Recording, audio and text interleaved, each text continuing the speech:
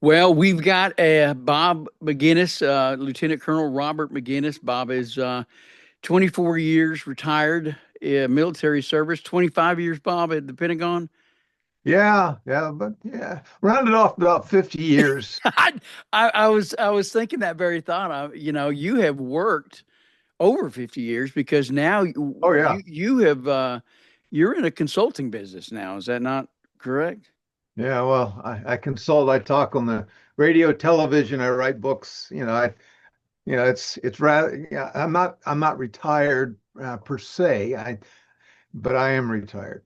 Well, I'm not sure God meant for any of us to retire. I think, I look at people like Moses. He went until the day he dropped, Yeah. and I think when God has given you a gift and a purpose, I think we just continue on with that. So Yeah.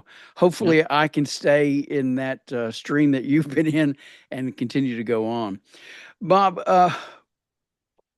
we are in the midst, you know, of a cold civil war that I think is about to go hot. What is your definition of a cold civil war? Hmm.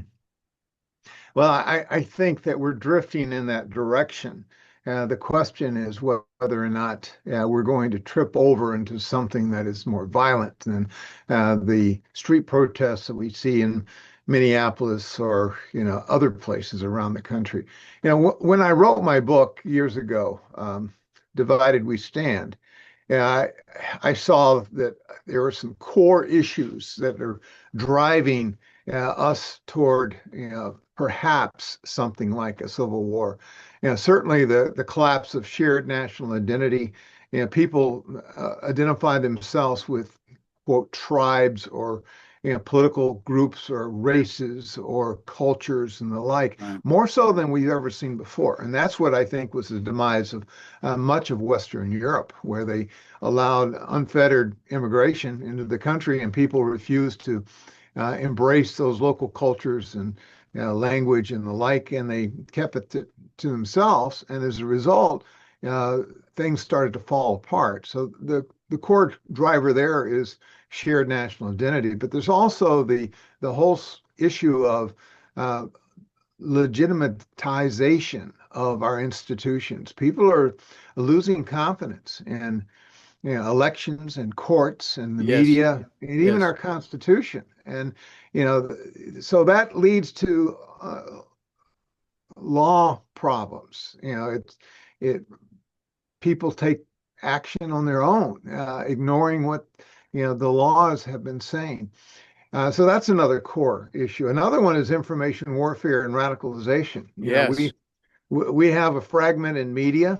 Uh, we have AI is driving outrage and fueling fear. Right. We have great resentment. We have grievance narratives that are being propagated across this country. So the fear that accelerates preemptive behavior, such as defensive and violence and the like, is permeating the culture. So that's Right. another core driver. Another Yep. core driver is the normalization of political violence. Yeah. And unfortunately, violence is excused even by so-called governors and city mayors. Um, they say it's understandable that they did this, or it's necessary that they stand up against ICE. And so, we have crossed some dangerous thresholds, I'm afraid, where riots and assaults and on police and intimidation of officials is, part of our everyday life. That's another core issue. I think failure of leadership and moral clarity. Arguably, we've seen a failure in leadership at the highest levels in some cities from Seattle to Los Angeles, Minneapolis, even New York City, arguably, with a communist Mondani up there. So, these people are inflaming passions.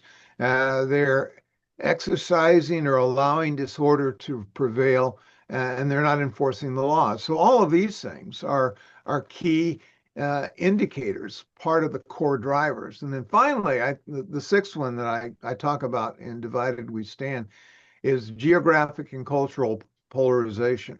And of course, we have a polarized country today. If you take a poll, half of them are going to vote for Trump, and half of them vote against Trump.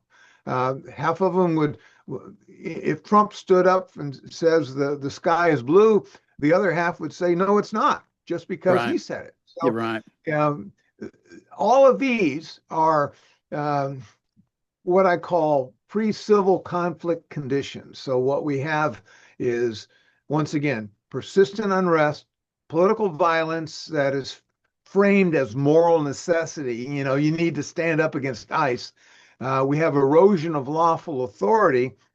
We have rival claims of legitimacy by various groups. And then, of course, you have deep moral and cultural alienation. People don't trust the institutions, don't think anybody's telling the truth, Right. no trust in the media. So when you have all of that, uh, this is my sober diagnosis that these are all contributors to not only civil unrest, but potentially the disintegration of the institutions of that we've had for 250 years in this country. And it's alarming, but it's something we need to take into account. Well, and I had highlighted here political violence framed as moral necessity. And that just that thought in and of itself is just extremely dangerous. We've had two assassination attempts that we're aware of on President Trump, and you go back to the assassination of Charlie Kirk and the celebration of that. I mean, aren't we already on deadly ground? Oh yeah, I think we're teetering at some very, very disturbing, um, certainly a disturbing direction, and that's why I went through those core drivers that are Right. have pushed the country in a way that is very, very disruptive. So, um, yeah, I don't think I pray we are not going to fall into a civil war where, it's every family, every community to themselves. The government's not to be trusted. The government is against us. That people break down by clans and tribes and racial groups and so forth. We've always been a melting pot for 250 plus years, and Sure. I hate to see those things disintegrate. And yet, the left, because of its savage efforts to take control, are willing to compromise all of what's good of America in order to accomplish their absolute control. They come into office. I think of our unfortunately the Democrats where I live in Northern Virginia, pushed over and elected a bunch of very radical people to be our governor, our attorney general, and our lieutenant governor. And these people are pushing as hard as they can to the Right. left. They want us to be worse than California. And I hope that the values in Virginia are such that people, even on the Democrat side, will begin to recognize that this isn't the direction that we want to go. But we have to deal with what we have in front of us, and we have a lot of radicals out there that are savagely want to take control, and they have no experience in government, much less in business, and they're pushing an ideological agenda. It's far worse than progressivism or socialism. It's like the Mandani of New York City. It's a communist Marxist view, and so. A few years ago, I wrote another book, Give Me Liberty, Not Marxism. And that was a clear statement. And yet, the Democratic Party has become far more Marxist than I think most people realize. I agree with you wholeheartedly. You're in this book, Divided We Stand. You asked me in the email, have you read that yet? And I was like, no, I have not. And I have gone through it and done a little bit of research in it, and so I quickly was going through the chapters, and I just didn't know where to focus. I mean, there is so much there, and it was very descriptive of where we're at today. Yeah. What can our leaders do? Is it a time for them to back down and say, okay, we give, or do they need to get more aggressive, or they just need to hold the line? What's the answer here? Well, I think that Trump needs to hold the line on a number of issues. Don't back down on ICE. These illegal, especially the criminal illegals and the insane and others that are undermining our country, they need to go, and they need to go, fast, because that is really, bringing suspicion to our national identity. A national identity means we may come from cultures all over the world. We may come with different tongues and different color skin, but we've always blended together and worked together. We've got through the rough times in the past. We need to get through the rough times now. But people need to, kind of get together, work together, and become one, and not so divided in these ghettos and, my group and your tribe and so forth. Unfortunately, we have a lot of people that don't believe that, and so they bring their own values from Somalia or some other place in the world, and those just are not compatible with those of the United States of America that I've known. Well, look at Europe. They've allowed all that immigration in there, and they've got Sharia law being practiced within their country. And here in Texas, we've been having an issue with Islam and them building up all these cultural centers Mhm. where supposedly it's up about religion, but there's a lot more going on. They're wanting in Texas to practice Sharia law, and I just don't see that happening, and that right there could be a flashpoint, which there was a statement about immigration enforcement, why it's become such a flashpoint. Yeah. And why is that?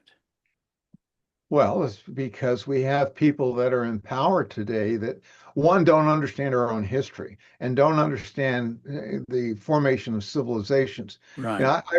My second book was Never Submit. It was about genocide of Christians and Jews in the Middle East at the hand of Islam. Now, I have a copy of the Quran here. I've studied this stuff. These people, it's more of an ideology than a religion, and you need to understand that. In Texas, you probably do. I've got where I live, we have mosques that have been popping up, and we have, you know, efforts by, Islamic people to take over our communities in ways that are not American. Right. So they're bringing their culture, their ideology here. I don't have a lot of toleration for that. And if we tolerate it, we deserve what we get. And unfortunately, that's why I said we're a divided nation. And if we become like Europe, then we go down the drain like Europe has. And I know President Trump has made that very clear. He made it at Davos here recently. He said, you've lost yourself, Europe, because you've gone in a very radical direction. Right. In chapter 9 of Divided We Stand, you talk about religion Yep. and the division of even the Christian religion. Yep. You've got a bunch of woke churches that say, leave these people alone. Let's take them in. Jesus would be, forgiving, and he would be this and be that. And there is a standard I believe we need to hold up as believers. We live in a free, for now, a free country with a constitution with laws. And we need to, I believe, uphold those laws. And we can share the love of God without being conforming, without, there's a verse in Proverbs that talks about the righteous contend with the evil. And what is your statement on that? You know what, when you're saying that, Chris, I thought of, um, yeah, I used to work with the drug czar and do some overseas visits and help other legislatures and so forth. I spent some time in the Netherlands, Wow. not a pretty permissive area, but I went into a church in Amsterdam, went down to the basement, and they had these rooms for shooting up heroin, in the church basement. And I saw it personally. And then upstairs, they had a bunch of illegal immigrants that were living in the church and protected from local authorities. And Right. so I said, okay, what kind of witness? This was allegedly a Christian church Right. in the middle of Amsterdam that was tolerating things that I think are tacitly, very clearly illegal and not Right. in the best interest of their culture. And that's what, I'm afraid is coming to this country. We have a part of the leftist church, Christian church in this country that, turns a blind eye to all this terrible stuff that's happening around us. And they say, well, that's for politicians and government. No, it's about morality. And the Yes. word of God is very clear when it comes to, the laws. Just read certainly Romans 13. Yeah, we have to respect government, but there is a point in which government goes beyond what they should. And I think of COVID-19 and the mandate of, vaccinations and all those sorts of things. But, Right. we need to be a people of God's word. We need to be consistent. And unfortunately, we're finding that we Christians are being persecuted because of our faith and because, quote, our intolerance of the sinful lifestyles that we see propagated by government and others around us. So, uh, God help us where we are today. Well, and that's just it. The several denominations, and it's been going on and building up for years, have gone completely left and woke. I've got a good friend who is a retired lieutenant with the police department. We trade guns, we shoot together, and he told me back in the '60s, his brother went to the theology school. And when a lot of these guys didn't go to Canada, they decided to get into, the seminary to Right. keep from going to Vietnam. And Yeah. so now you've got all these left leaning liberals who now have Reverend in front of their name, or whatever their title is, and they have been raising up our churches over the last 50, 60 years. It is that true? Is that a possibility? Is that what's happened? Well, certainly during Vietnam, we had people that, if they didn't want to flee to Canada or serve in Vietnam, they found themselves in academia or in theology or found some way of not becoming cannon fodder on the rice paddies of South Vietnam. So I'm sympathetic to that, but to a certain degree, I understand the fear. But having been drafted myself when Bill Clinton in the same draft, ran to Europe. Right. I'm not terribly sympathetic to people that chose the different alternative. I had differences with President Johnson during the Vietnam War, and especially now that I understand the history of what got us in there. But we had a whole host of people that went off the deep end theologically, as well as just in support of this country. They became amongst anything, probably far more socialist or Marxist than many of us like to think.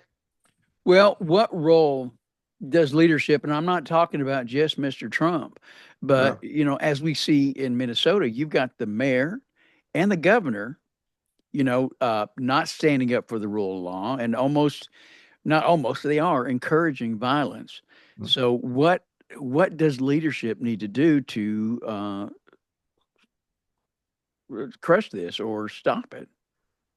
Well, I think the six core issues that I pointed out, the drivers that have caused us to, really become more divided and um, violent. I think those have to be addressed. We have to seek to, rebuild national unity. We have to put legitimacy back in our institutions. We have to, work at, making sure that our media is truthful. We have to, you know, stop this political violence. We have to, certainly make sure people that come into this country become part of the broader culture, learn the language, learn become citizens after taking a test.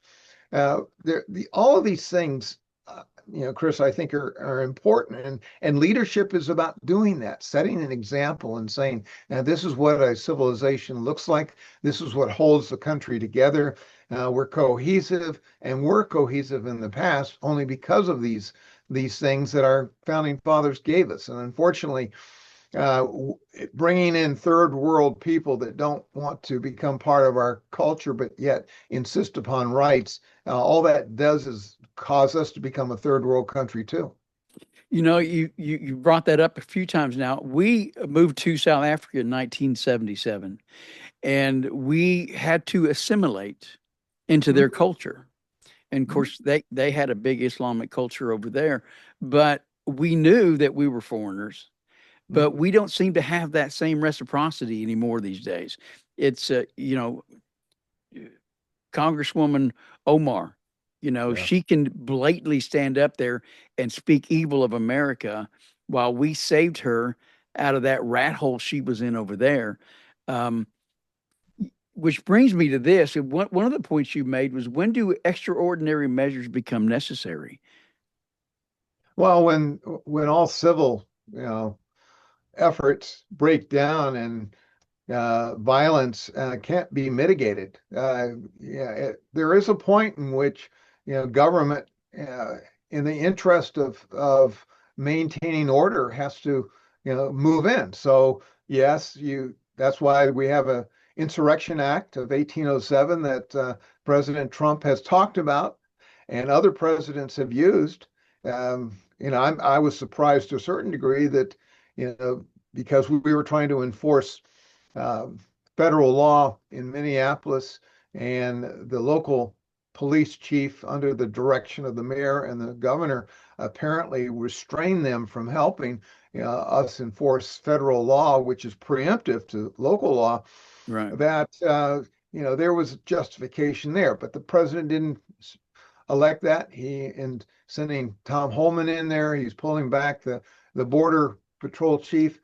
He's trying to find some sort of um, maybe compromise that gets the illegal uh, criminals out, and perhaps I hope he doesn't abandon the corruption investigations that have drained the coffers of the United States Treasury for the benefit of pirates in Somalia. But unfortunately, you know the sticky situation that has been promulgated there is to a large degree because the politicians, I think, are part of the problem. They aren't representing the best interest of the people, and they certainly aren't trying to, you know, get restoration of authority and the institutions, and do away with political violence and so forth. Now we have enemies such as the communist Chinese, and then we have deep-pocketed billionaires that have Right. leftist ideas that are funding a lot of this trash. But and I'm hoping Pam Bondi is going to go after them, and I suspect that she will in time. If it's a RICO issue, which I suspect it is, then you'll take some of these. You'll stop the funding of this sort of thing by taking taking their empires down.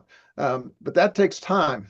And as we saw during the 4 years of Biden, a lot of damage can be done. And unfortunately, in Yeah. spite of the fact that Trump's done a phenomenal job, I think, the first year, we only have 3 years of this left. And Right. his people will be, very aggressive at trying to accomplish the good things, but we'll have to wait and see.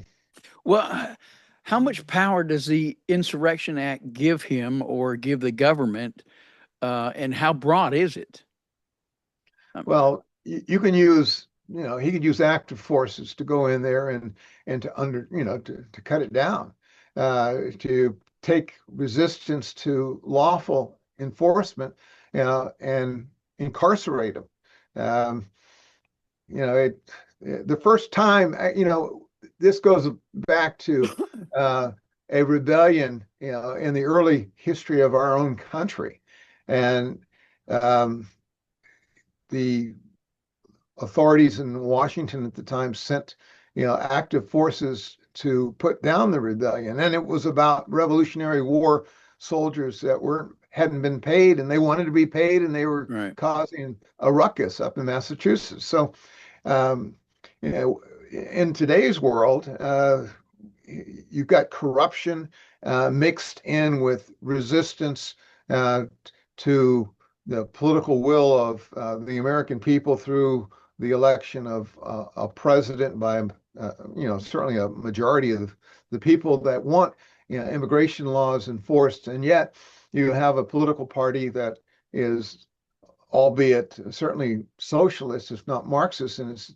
intent, and it sees this about control, and therefore it needs all these additional illegals to come in to, you know, recreate the political map so that they can control power going forward. It's an ugly picture, but I certainly believe that political power is at the center of what we're talking about here, and unfortunately, it's going to have an impact on all our lives if it in fact matures to the point that they want it to be. Well, we know that we wrestle not against flesh and blood. Uh, and it is a spiritual battle, but it manifests in the physical. And so, as Christian believers, Bob, what is our responsibility? I know that I have, in the last few days, had the urgency to meet at the church and pray for our community, but also target our leadership because we're to pray for kings and all that. So, what is your perspective on that?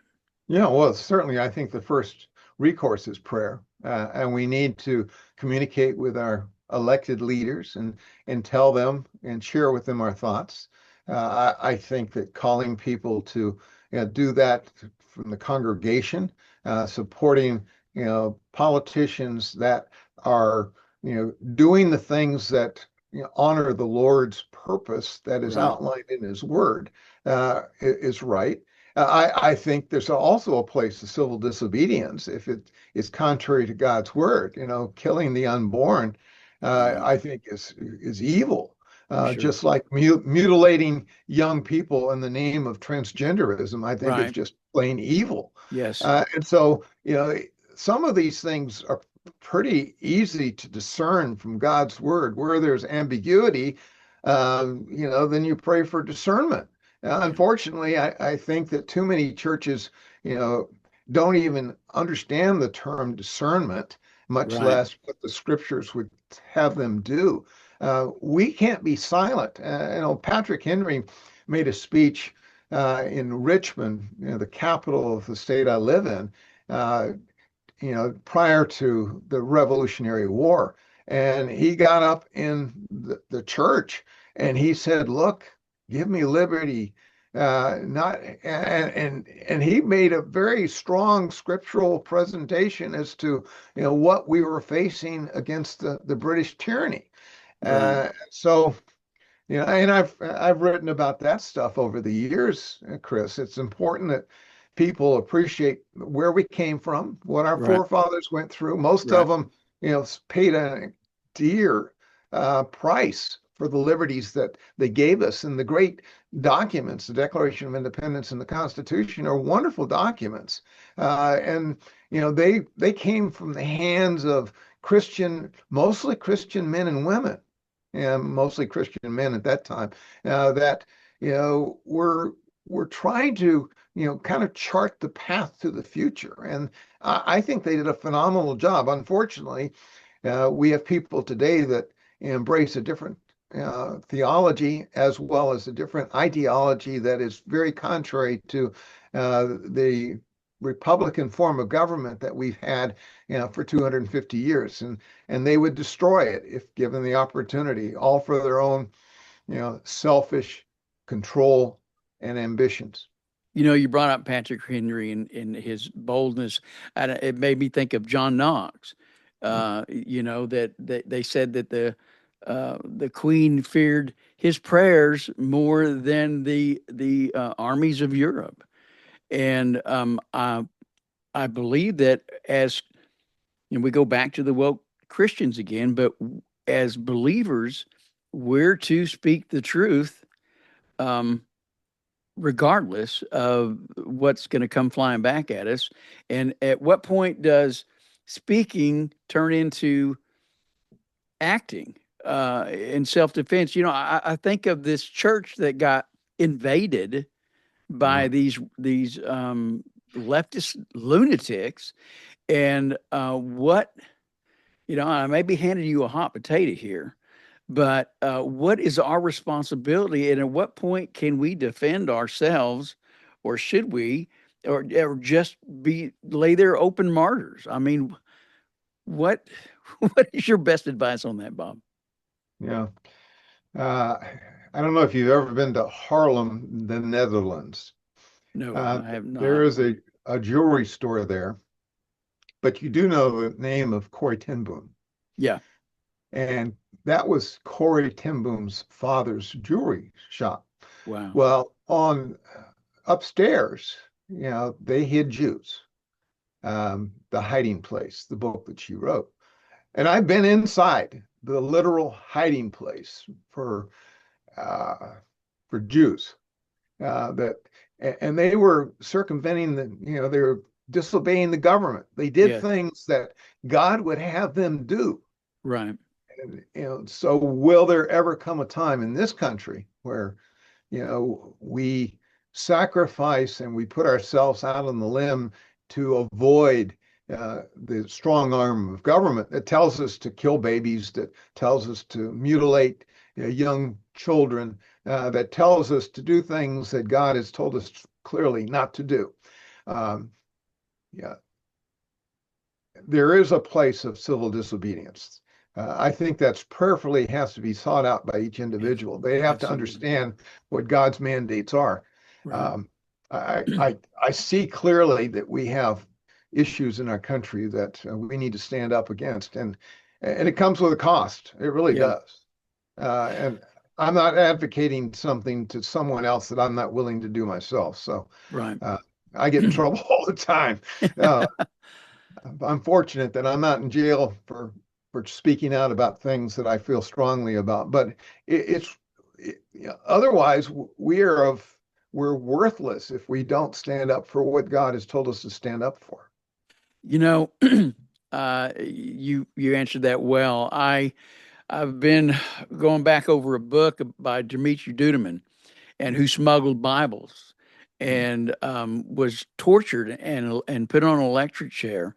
And it goes back to that discernment. He had to hear, he had to know what was the right thing to do. And I believe with all my heart, God will step in and guide our minds, our feet, our hearts, our hands to what needs to take place.